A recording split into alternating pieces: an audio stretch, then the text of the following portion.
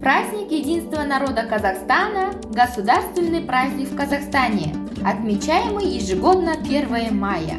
С обретением независимости он наполнился новым глубоким содержанием и стал символом крепкой дружбы, сплоченности нашего народа, независимо от национальности. Сегодня мы живем в сильном, процветающем и богатом государстве, поэтому уверены в нерушимости нашего единства, успешном будущем своей страны и наших детей. В этот праздничный день участники лидерского клуба «Жаскран» поздравляют вас с праздником и передают свои теплые пожелания. Дружба народов не просто слова, дружба народов навеки жила.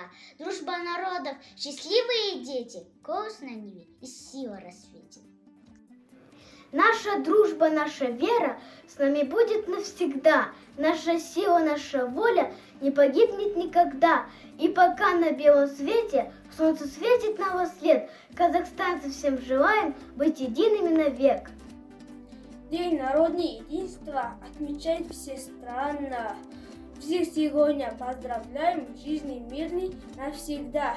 Меньше туч на небе синий, меньше боли не везет. Мой народ, все единый, пусть же нам, друзья, везет.